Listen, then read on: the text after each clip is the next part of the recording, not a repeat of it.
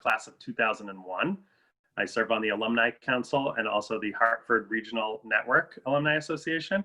The college is very excited about today's presentation. It's part 2. Many of you were probably here for part 1 and enjoyed yourselves. The best books for the worst times, reading for the summer that wasn't, presented by Professor Meg Cronin of the English department.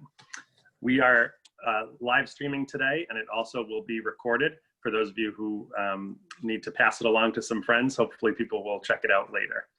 Professor Cronin, as you know, is one of our favorites here at St. Anselm College. She's gearing up for what's going to be a very interesting semester for all of the students and for the professors as well.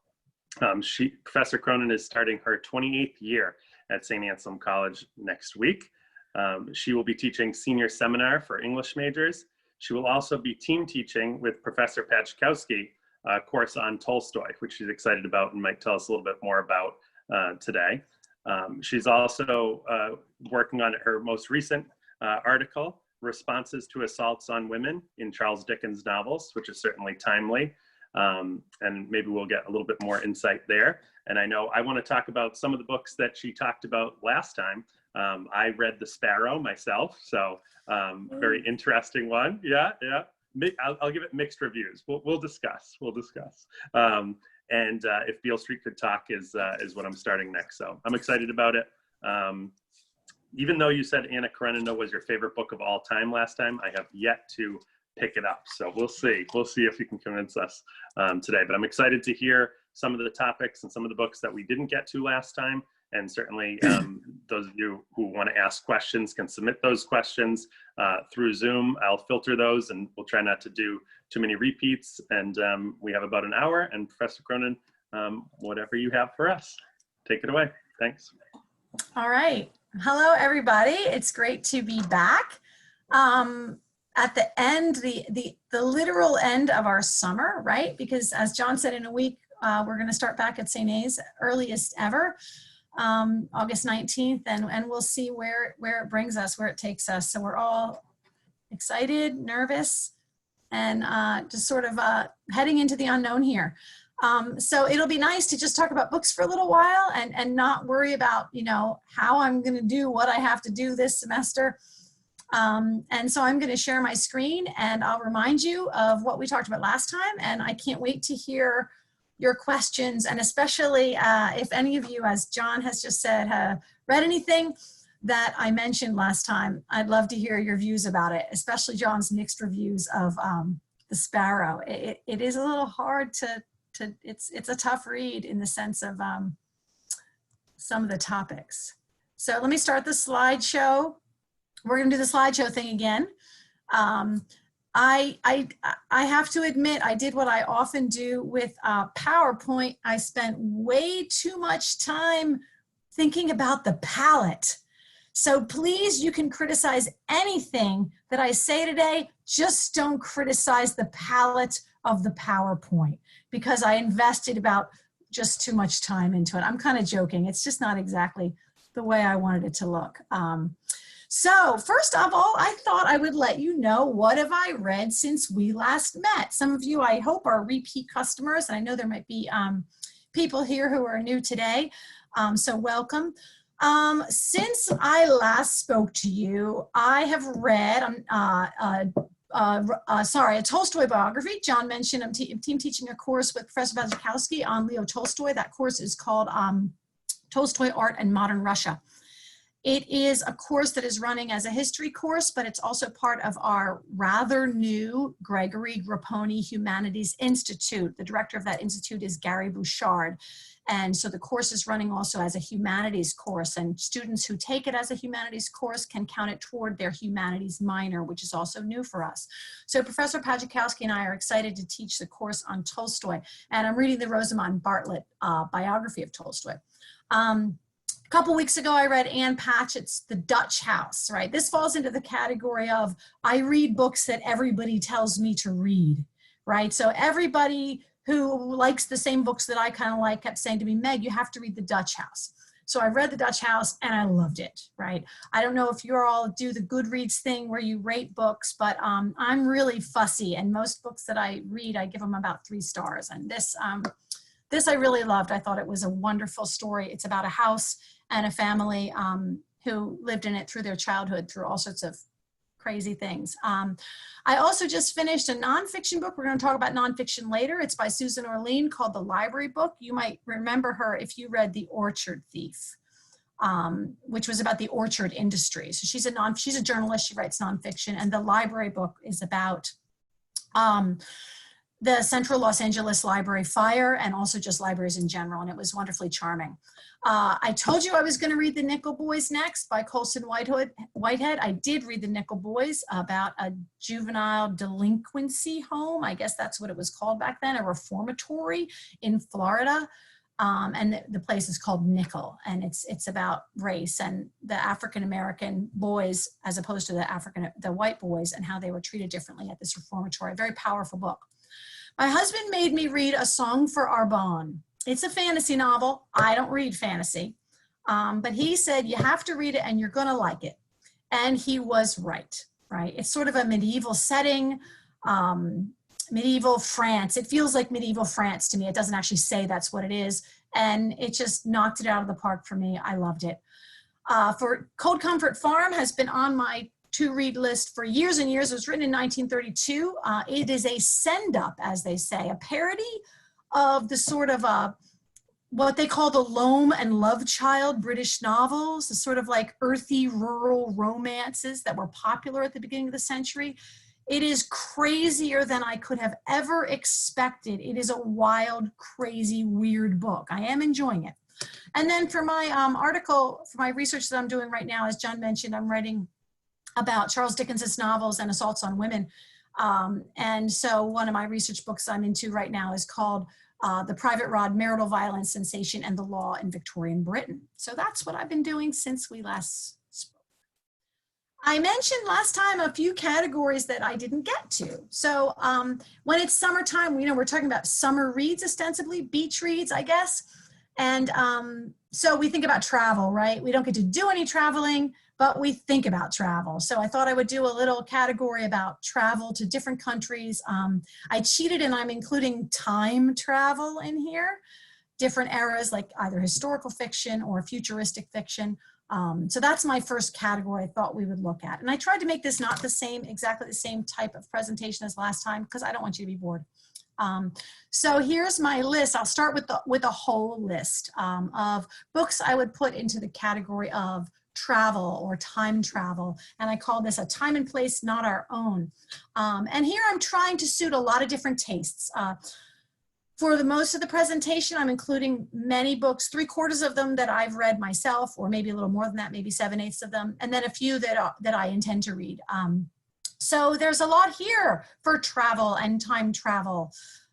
So many of you may have read Kristen Hanna's book, The Great Alone, it's a story about Alaska, a family in Alaska. I thought it was a very good read. I had a couple issues with the structuring of it, but I really did enjoy it a great deal. It has a funky sort of point of view shift in the middle of the book that I didn't understand.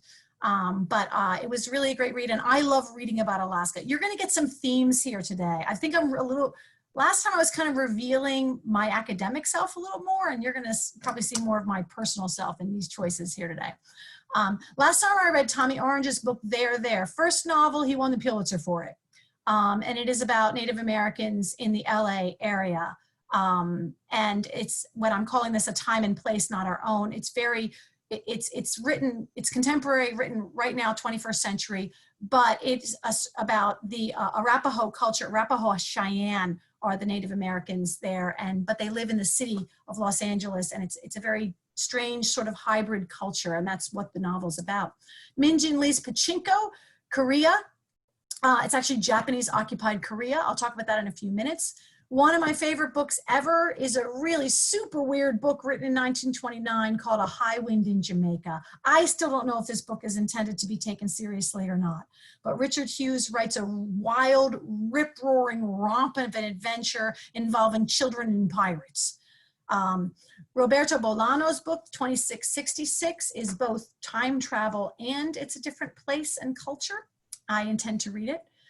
Yuri Harara, Signs Preceding the End of the World. Yuri Harara is a Mexican writer, and this is a story about a woman who crosses the border to give messages.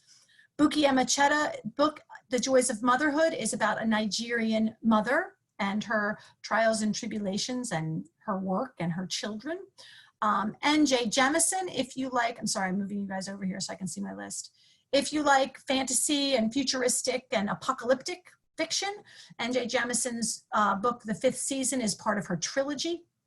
Of course, in time travel, if we call apocalyptic fiction a type of traveling through time, we have Cormac McCarthy's The Road, which might be the most well-known novel on my list. I've listed a few war novels, Sebastian Barry's A Long, Long Way, Andrew Doerr's All the Light We Cannot See, which is one of my favorite things I've read, I think, in the past 5 or 6 years. That's got to be on my top 10 that I've read in the past 5 or 6 years. I meant to leave off Ian McEwan's Atonement because everybody already knows about it and my list was too long, but I love Atonement with my whole self and I just couldn't bear to not have it on my list. Another World War II novel.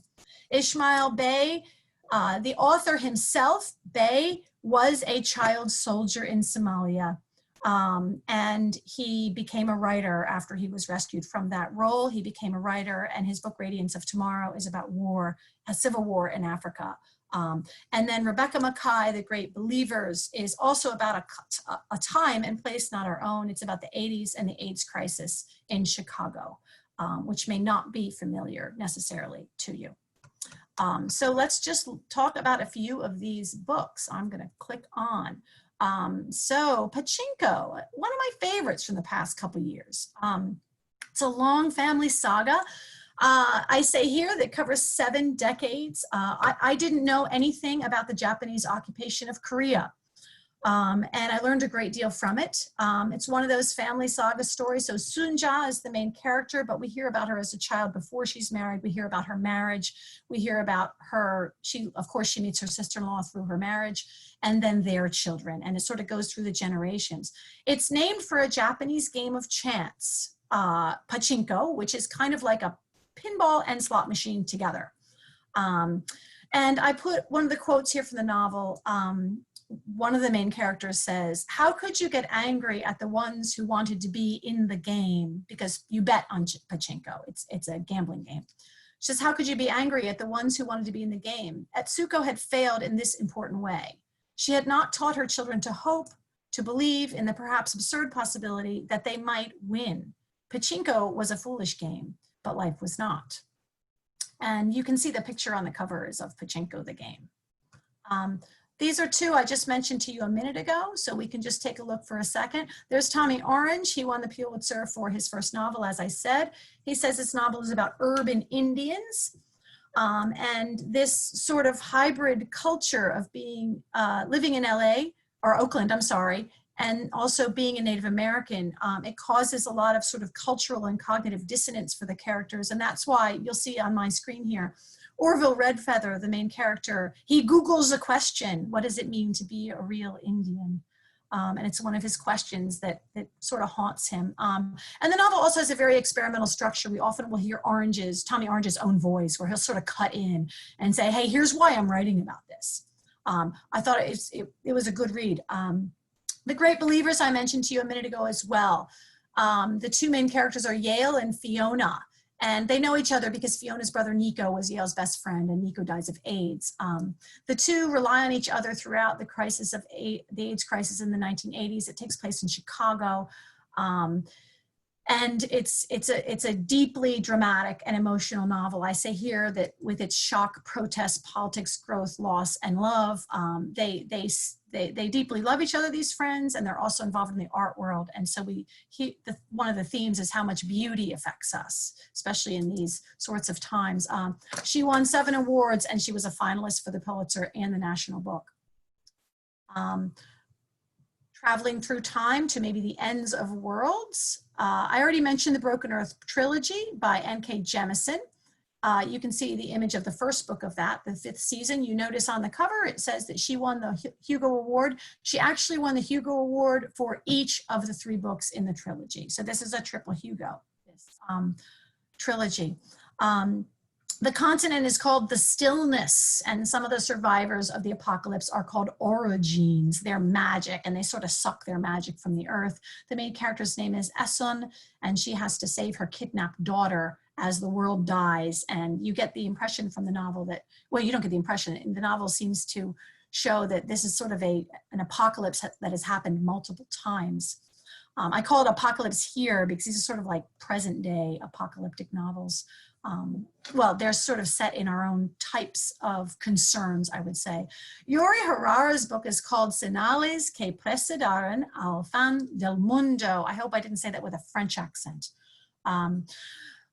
It's a beautiful, poetic, lyrical novel. It starts with a sinkhole tragedy, and the main character is a switchboard operator, Makina, and she's gonna, it's nice, it's interesting, she's a switchboard operator. She begins to cross the border between Mexico and America multiple times to pass messages to people, and she becomes what I call here a human telephone. She says of herself, you are the door, not the one who walks through it. Accidental adventure or travel. I already mentioned A High Wind in Jamaica. I describe it here as 4 rowdy British children. They live on Jamaica because their father's, he's a British colonizer. And a hurricane comes. They have a close call escape from certain death. The cat, by the way, got crushed under the house when the hurricane came. And they run onto a ship of merchants. But soon after, pirates take over it. And the kids, it's kind of like if Heart of Darkness were about children, and if it were funny, that would be this. Because they go native, right? They actually like being taken over by the pirates, and the kids kind of become pirates themselves. And I call it a wild, wonderful, chaotic, anti-romantic, anti-sentimental adventure about children. And what I mean by that is we see the children as kind of funny, smart, clever, conniving animals, right? Who are just as brutal as the pirates, rather than the sort of romanticized nature child. And then my other book here, I don't need to spend too much time with. I think it's one of the best war novels. I like war novels a lot. It's one of the best I've read in the last couple of years, although it's written in 1979. It's the essential conflict of a very young Irishman who joins to fight the Allies. He's going to fight for Britain and the Allies in World War II, but he joins the Royal Dublin Fusiliers just as his own city, Dublin, is rising up against the British. So right before the Easter Day of 1916 is going to happen, and this young man finds himself, he doesn't understand, how can he be helping the British and fighting alongside British men in World War I, sorry. And also the Irish at home are fighting against the British and sort of severing families. And I wrote here that it reads like a poem, a song, a prayer, and a nightmare. It's very stream of consciousness. It's very Joycean, I would say, and it's wonderful. Award-winning nonfiction. I promised you last time that I would talk about nonfiction. I think this will be the section that you are the most familiar with most of these books, because I tend to read 1 or 2 nonfiction books a year. Because I feel less, I don't feel like it's my area of study, I tend to read the books that people hear most about or that have won awards. So again, I will start with a list. And I don't need to describe all of them. My list is a little bit long. So I have Say Nothing by Patrick Radden Keefe. I have The Boys in the Boat. And as I said, many of you have probably read these already, by Daniel Brown. Laura Hillenbrand, from her first nonfiction book was Seabiscuit, which I also loved. And of course, several years ago, she wrote Unbroken about Louis Zamperini. I like Robert Kurson's Shadow Divers. It's not that well written. I'll tell you a little about it in a minute, but it was deeply compelling. I already talked to you about The Library Book by Susan Orlean. One of my favorite writers is Tim Cahill. He started writing for Rolling Stone and Outside Magazine. And he's got a book of adventure stories that are true called Jaguars Ripped My Flesh. I have not yet read Tara Westover's Educated, a Memoir. It's on my list, and I know lots of people said it was wonderful and we all should read it. Joan Didion wrote probably, I think, the best nonfiction book on grief that exists, for me at least. And it was called The Year of Magical Thinking, which she wrote after the death of her husband. Lost City of Z, more adventure tales, because that's what I'm into. I'll talk more about that in a minute.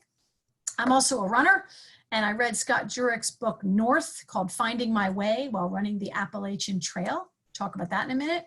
I love Michael Pollan, and I think The Omnivore's Dilemma, I think everybody should read it because I think you should know where your food comes from. And I'm annoying like that. So it's a terrific book. He's a great food writer, food analyst of food culture. I plan to read Daniel Mendelssohn's book called An Odyssey, A Father, Son, and an Epic. I'll tell you more about that in a minute as well. And I really liked Elizabeth Colbert's book, The Sixth Extinction and Unnatural History. The sixth extinction is that we're probably in this now. There have been 5 previous eras of extinctions, and we're probably in the 6th one now. So let's talk about a few of these briefly. Whoops, I need to move you again. I just gave you some images from some of these events, issues, people that these nonfiction works are about. So The Boys in the Boat, which many of you have read, was about the 8-oar crew that made that qualified for the 1936 Olympics. And the book is about the fact that the entire crew, all of them were from working class or impoverished households. Many of them from the Pacific Northwest. They were loggers, many of them, some of the best athletes on the team. And they actually won this race that I show you a picture of in the 1936 Olympics in front of Hitler. They beat Germany and Italy in this race. It's a long haul. It's a great book. Their training, their experiences, the things that happened to them, illness, and of course, worry about the war and Hitler. It was a terrific book. The Lost City of Z by Daniel Gran. He's a journalist. The Lost City of Z is about this guy, Colonel Percy Harrison Fawcett, who was a British geographer, cartographer, etc., who disappeared in 1925 looking for Z, which was his name for an El Dorado type of lost city, presumably in Brazil. So Daniel Gran, like some other writers before him, goes to Brazil, like actually, floats down the Amazon looking for what could have happened to Fawcett. Again, I think there was a film made of it too. It's exciting. It's hard to read. It's extreme. I think all my nonfiction books I pick are sort of extreme in some way, but it's a great read. I can't move forward for some reason. There we go. Quickly, 3 of the other books on the list I mentioned Shadow Divers to you.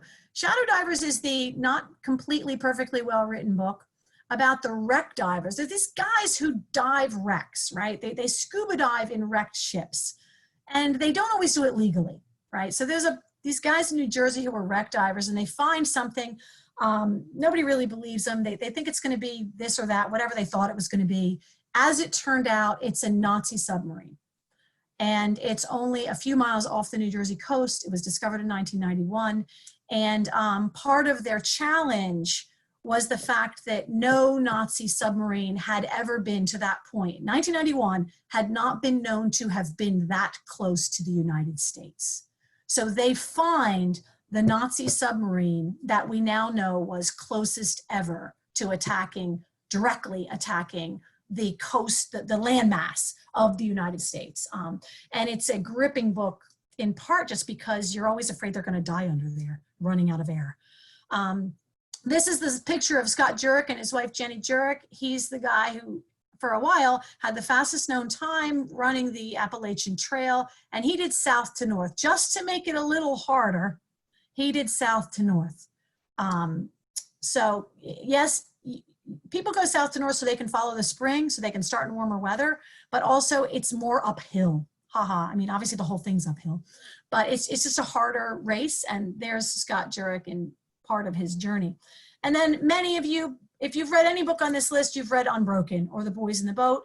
And so here's Louis Zamperini, about whom Unbroken is written. He's the Olympic qualified distance runner. He qualified to run the 5,000 meters for 1936, and then the war broke out.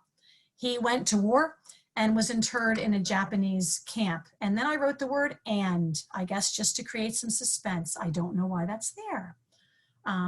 So there are some of the examples. Nonfiction can also not just be about adventures, but relationships. The top left is the Daniel Mendelssohn book, An Odyssey, a father, son, and an epic. And Daniel, the guy on the right, he and his father read the poem, the Odyssey, together. They read Homer's poem, the Odyssey, together. They learn a lot about each other and themselves and their relationship by reading this poem together. And it's next to my bed. I'm going to read it very soon. This is Joan Didion's family. I mentioned her book, The Year of Magical Thinking. There's her husband, John, who died. And she writes moving, lyrical, painful, raw, personal narrative of grief. Michael Pollan and Elizabeth Kolbert, these are our books about the natural world, etc. And I have some quotations here from them. Elizabeth Kolbert's book was The Sixth Extinction, and Michael Pollan's was The Omnivore's Dilemma. I told you I love Michael Pollan. Here's his line at the bottom. If it came from a plant, eat it. If it was made in a plant, don't. Some of you may know his food rules, which is another one of his books. And his food rules are: eat food your grandparents would recognize as food. Not too much, mostly plants, right? And I love that, right? I think about that every day. It's just beautiful and simple.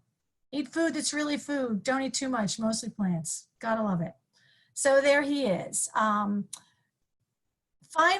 my favorite top nonfiction book that one of the best books I read at all last year, of all the books I read last year, was Say Nothing. This is Patrick Radden Keefe, The True Story of Murder and Memory in Modern Northern Ireland. Down here I have an image of Dolores Price.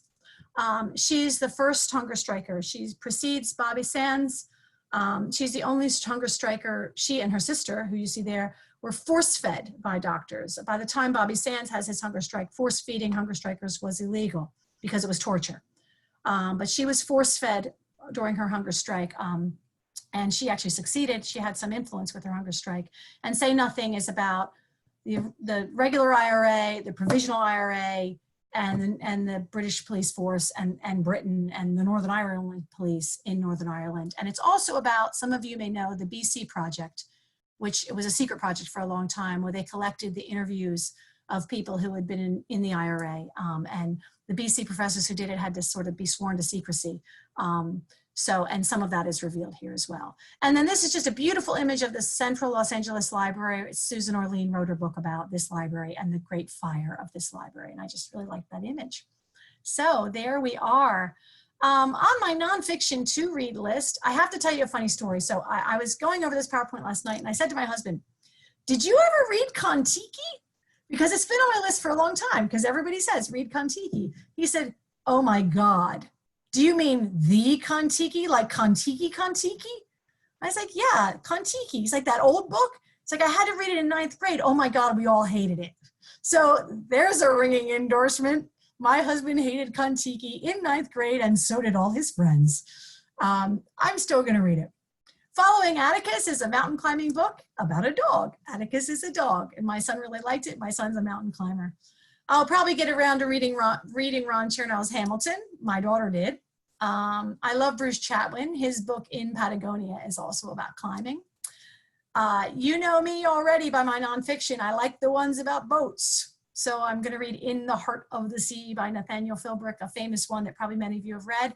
I'm also going to read Emperor of All Maladies, which is by Siddhartha Mukherjee. It's about cancer.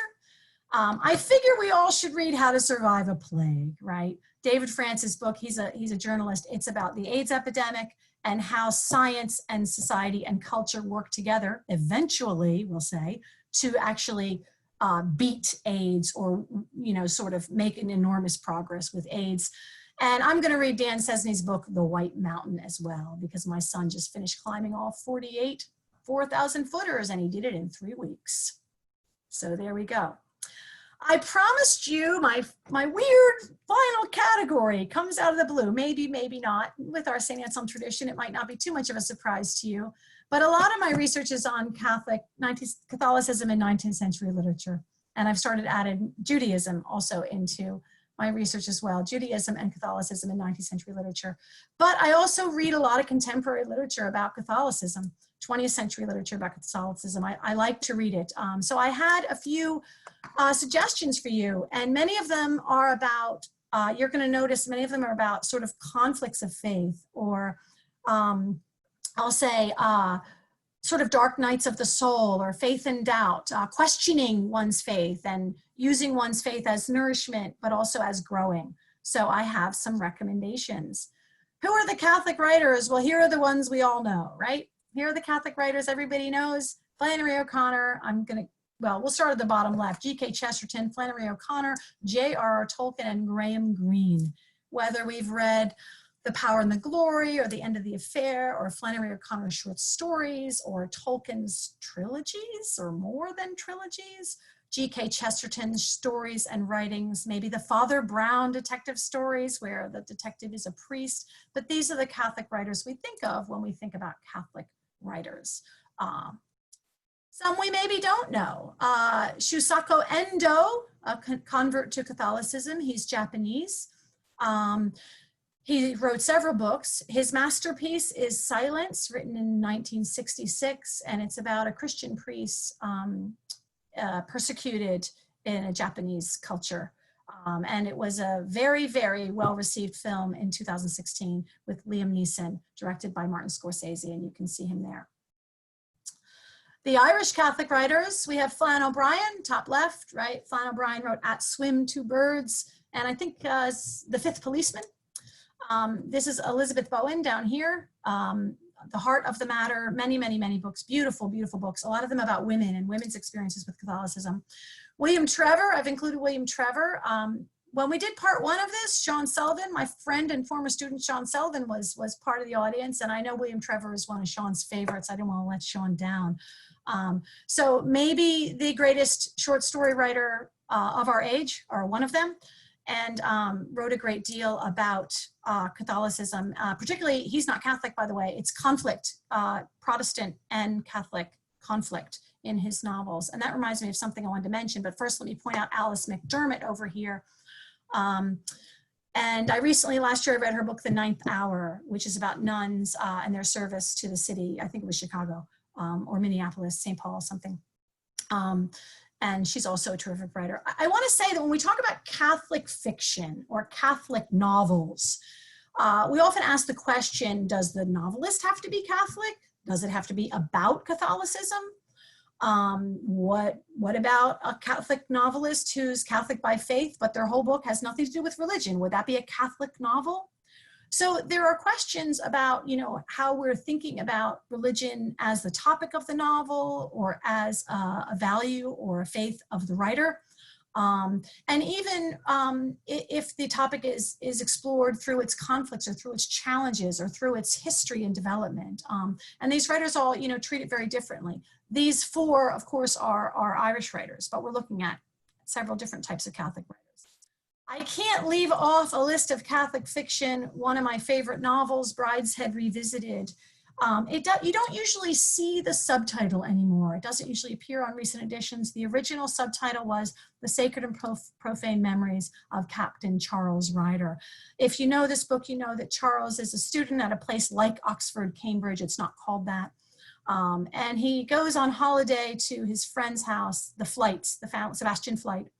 And the family are sort of, Brideshead is their manor house, right? And they're aristocrats. They're sort of like debased aristocrats. But because they're aristocrats, they're Catholics, right? There's sort of this old tradition of Catholic aristocracy, even though the novel is set in England. And it's a beautiful fictionalized memoir about time and family and love and relationships and sin. And it's a great book. It's a great read. The greatest Catholic novel I have not read is by Sigrid Undset, and it's the Kristin Lavransdatter trilogy. It's about 1,000 pages altogether. There are 3 books, The Wreath, The Wife, and The Cross. Why haven't I read it? Everybody's told me to. Well, I certainly plan to. But you see, it was written in the 20s, the early 20s, but it wasn't translated to English. She's Norwegian. Until the 90s, right? So it wasn't until the 90s. Actually, there may have been a brief translation that went out of print earlier, but it came back into translation in the 90s, and it really sort of had a surge of popularity at that time. And I actually cannot wait to read The Wreath, the first story of Kristin Lavransdatter. And it's her life story. It's from birth to death.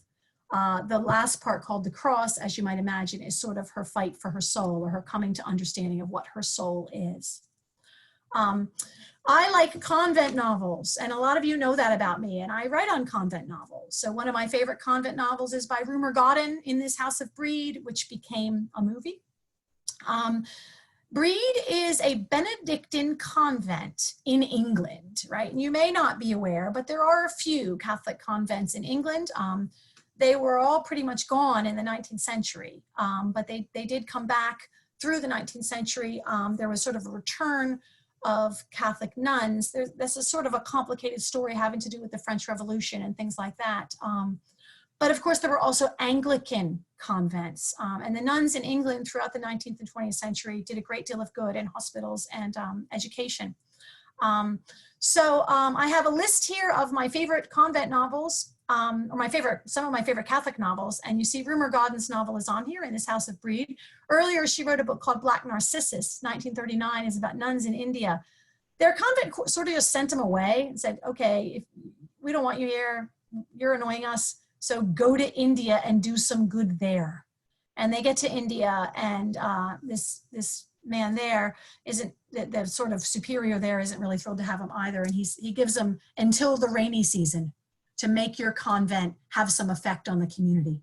And the community is Hindu, and it's their story. Frost in May, I'm going to talk about it in a minute, by Antonia White. It's a harrowing, brutal, austere Bildungsroman about a young girl whose father sends her to a convent, and what she experiences there. And then there's John's favorite, The Sparrow, by Mary Doria Russell, which I will get to. Few words on Antonia White. I just mentioned Frost in May. Antonia White was Catholic, not Catholic, reconverted to Catholicism, re-deconverted, and then sort of reconverted. So she had a returning, multiple conversions and reconversions to her faith. And her best book of all of these, she wrote multiple novels about a young girl named Fernanda. Frost in May, The Lost Traveler, The Sugar House, and Beyond the Glass. She actually changes the character's name later. And Frost in May is the first one. And Nanda goes into a convent school. She knows no one. She doesn't really ever speak to her father again. He rejects her. It's sort of the story of life in a convent school. And one of my favorite lines from Nanda, it's told in the first person. It's actually told in the third person, but it's through her. It's what we call free and direct discourse. It's through her perceptions, but it's told in the third person. And she said that she felt, under the scrutiny of the nuns and the education provided by the nuns, she said she felt so much unpicked and resewn and made over to a different pattern. And it's very much a story of the remaking, sort of the destroying and remaking of the self.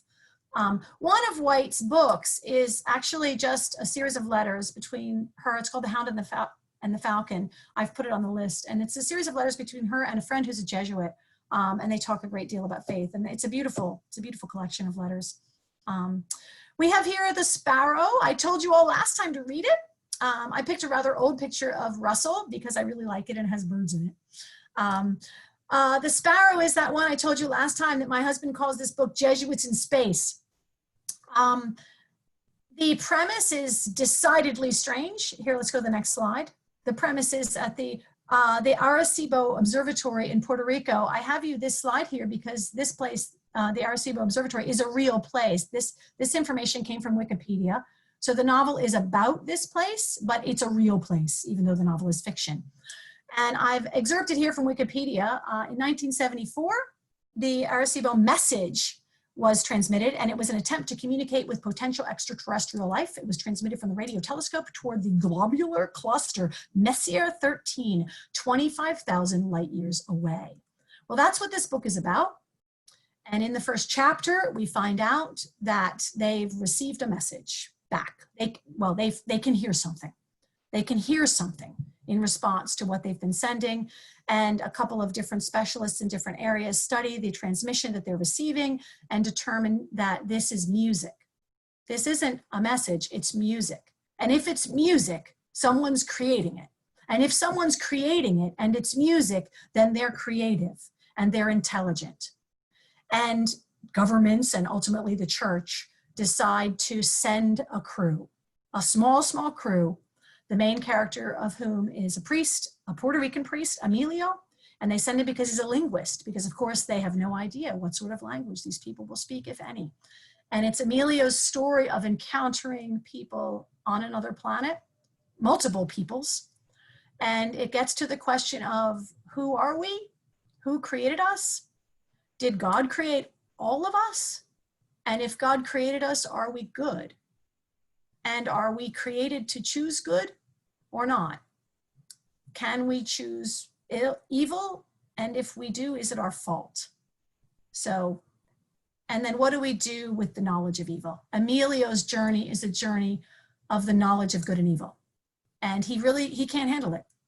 To know good and evil in the way that he does, he has difficulty handling that. And that's what that is about.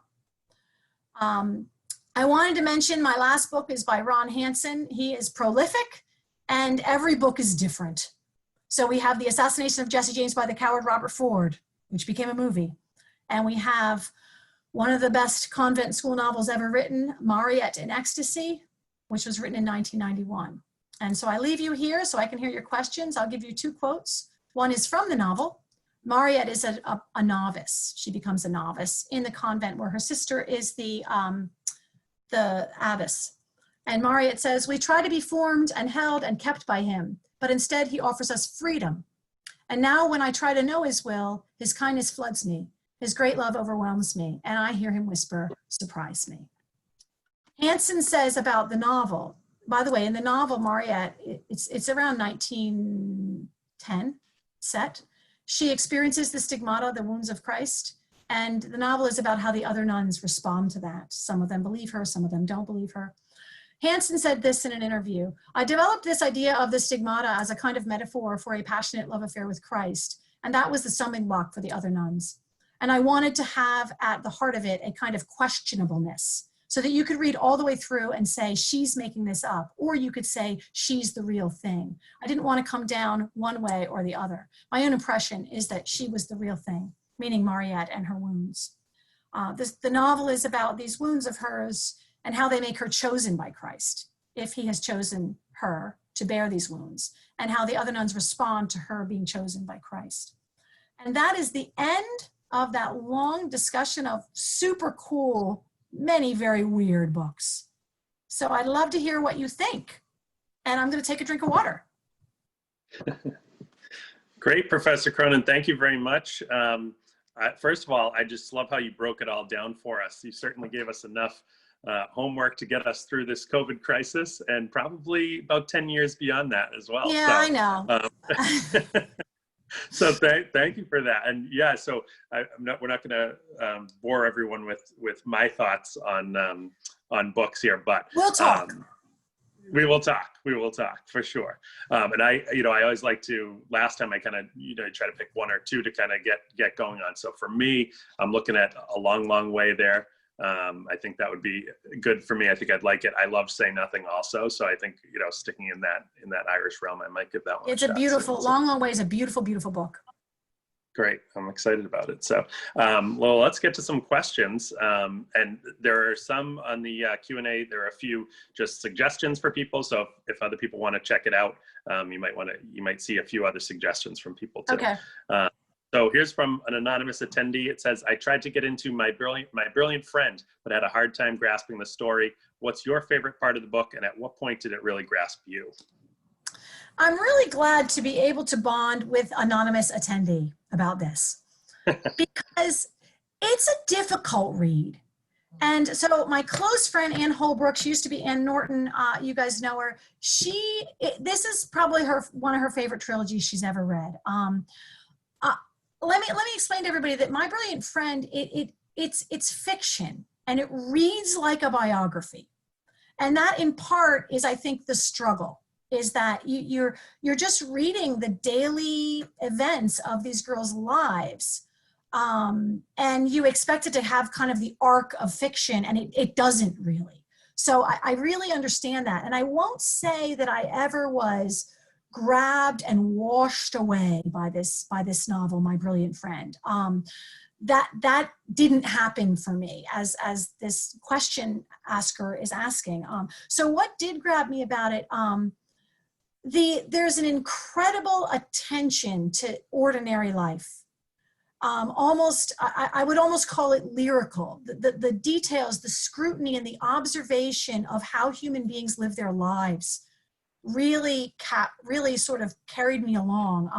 And I also didn't know anything about Naples, right? Or Neapolitan, right? Neapolitan people. I didn't know anything about these people. And of course the characters, most of them are poor, and a few of them become a little bit more successful. So I enjoyed sort of hearing and learning about that. And then I guess, as you might expect this answer, the central compelling thing is that relationship between the main character and her friend. The brilliant friend is that she's such a mystery, this brilliant friend, and no one knows really what makes her tick. And she's so compelling, and she's so completely herself in a way that I think we envy. Like, I wish I could be myself as much as she is all the time. But I agree that it is a book that we could easily kind of say it's hard to get into, and some people just are blown away by it. So that's my answer. Great. All right, let's go to the next. Here's just a question from Kylie DeRozier. Have you read Colson Whitehead's Underground Railroad? Just finished the Nickel Boys Underground. Or the other one is A Walk in the Woods by Bill Bryson. So talking about the Appalachian So I'm going to read the Underground Railroad very, very soon. I just finished the Nickel Boys, and I can't wait to read Underground Railroad. I'm excited for that. And I have read A Walk in the Woods by Bill Bryson about walking the Appalachian Trail. I love that. Only I wish they did see a bear. Remember, the whole time he's worried he'll see a bear. It's only a book, so if he saw a bear, it would have been okay with me. Nice. So just a couple other suggestions were on there. So an anonymous attendee said one interesting book was Eleanor Oliphant's Completely Fine, following a woman dealing with PTSD and navigating her life. I don't know if you've read that. I really like that book a lot. Some of you may know these books like A Man Called Ove, Frederick Bachman might be that author's name. And I liked those books. I enjoyed them. Something escaped me that other people were delighted by them. I really liked the characters. So when I started Eleanor Oliphant is Completely Fine, it felt the same to me. But it was more for me. I really liked that book a great deal. And, I don't think there are a lot of novels about, a single woman who lives alone and has this PTSD kind of, she has a cognitively dissonant relationship with the world. And she makes it, she navigates her way. I really liked it. Nice. Well, you have one here from Kylie DeRozier in the Alumni Relations Office. That was to you, Meg, that said she has the Hamilton book if you want to borrow it. Thank you so much. Yes. So that's good. I have a and Hamilton, then another. Sorry. Go ahead. No, go ahead. I have a daughter obsessed with Hamilton. She was in high school, and now that I've said that, we have to honor our children, right? I have to say it's not because of the musical, right? Because she's always thinks like, people think it's just because of the musical. She's big into American history and really admired him. So we have that book awesome. Too. Great. And then an anonymous attendee said Silence was a great book and film. Yeah, it's powerful, powerful. It reminds me a little bit of Black Robe. Yes. So, and we just about Catholic books that we were talking about. I don't know if you saw John Lewis's funeral, and I thought it was fascinating. Bill Clinton spoke, and he said that he had a copy of Seven Story Mountain by Thomas Merton with him as he's marching from Selma to Montgomery. I mean, that was the book he decided to have in his backpack. I thought that was fascinating. And, being a Benedictine school and that book being written by a Trappist monk, I just thought it was, very interesting. And of course, makes me say, I really need to pick up Thomas Merton too.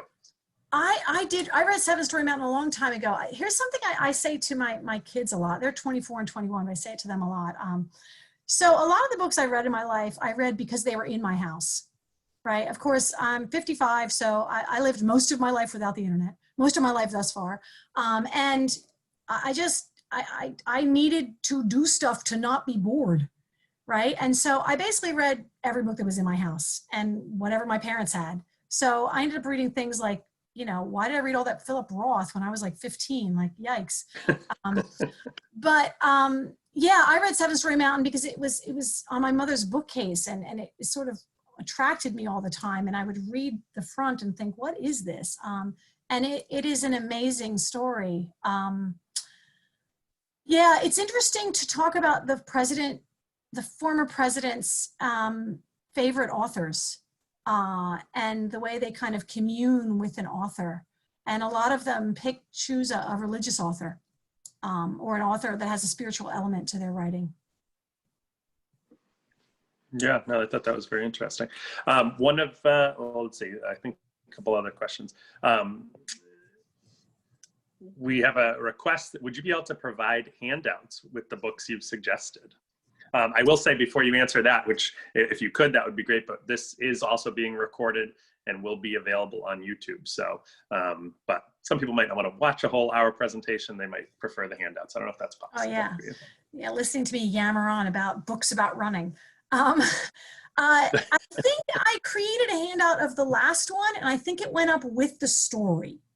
So there was like an office story. And so yes, the answer is yes. I'd be happy to. And I'm glad Sean is here on the chat to say he loves William Trevor. Excellent. Very good. Very good. So we talked last time a little bit. You had said, one of your favorite books of all time being Anna Karenina. So you're doing this Tolstoy class. Is it going to be, how much of it are you covering of Tolstoy? I guess you could teach a 2-year-long course on Tolstoy probably. Yeah, you could. We have I wish I had my syllabus in front of me. In fact, I might. We're doing a unit on war. We're doing a unit on Tolstoy and the novel. We're doing a unit on Tolstoy and art and Tolstoy and religion because I was going to say it's not just an English class, but it's actually not even categorized as an EN class at all. It's a history class and a humanities class. So we're going to start with some of Tolstoy's earlier stories and sketches. Sebastopol sketches are stories he wrote about those battles. The Raid is a brilliant story. A lot of his war stories are about Russians and Chechen fighters who are Muslim. And he really recreates the lives of the soldiers on both sides, down to the emotional and physical details of the setting and the characters. So we're starting with those. We will, of course, read The Death of Ivan Ilyich, his sort of great short story masterpiece about what it means to live a meaningful life and to have a good death.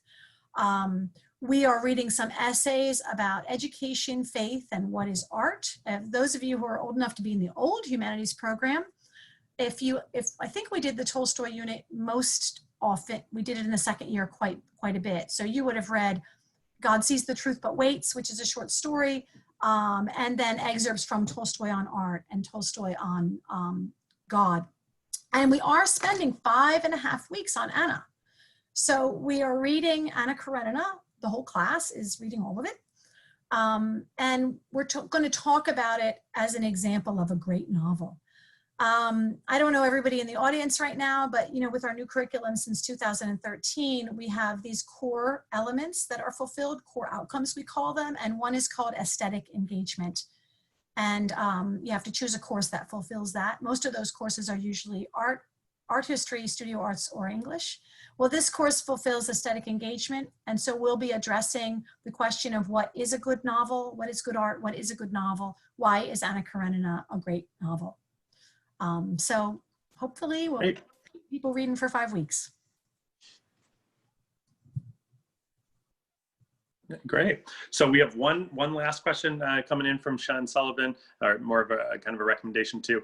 He just confirms A Long Way is great and recommends anything by Sebastian Barry, mentioning that The Secret Scripture is a favorite of his. The Secret Scripture is on my shelf. Nice. Really long list. That's awesome. That's awesome. I can't help but think as we're talking about these Irish books, it reminds me of Father Daniel and his Irish lit class that he used to take. That was a fun course and a fun guy. I aspire to be like Father Daniel. That's it. We all do. So great. Any other questions by anyone? I think we have reached it. Oh, we might have one more here. No, I think that's it. So. Well, thank you very much, Dr. Cronin. It was always a pleasure to do this, and maybe we'll have a part 3 once things settle down after that. It's fun semester. To do. It's really it's a great way to pretend I'm doing work and really do something very, very fun, you know, in the Well, middle. I have a feeling you'll be doing plenty of work in the next week or two. And Yeah. it'll be a little different, and you know, but you know, the kids at St. A's are lucky, great professors up there, and I know they'll make it, you know, as smooth of a process as humanly possible during this time. So. Well, you know, I just, to say something about that, you know, because I have a daughter in college and she goes to Smith College, and they're going to be completely online, and she's going to live in a house with her friends in Northampton. She can't bear to do her remote learning at home anymore. So, but, you know, this is something bad that has happened to all of us, this pandemic. And the provost at Smith, who is a former English professor, he said something that really I struck me so deeply, and I wanted to tell other people. He was referring to the way this pandemic has drawn our attention anew to what is important. And I do want to say that though none of us wanted to teach this way, that it has drawn our attention to our teaching and to pedagogy and to new techniques and to examining what we do, every tiny detail of what we do, and making sure that it's right and that it's good and that it's appropriate and that it's effective.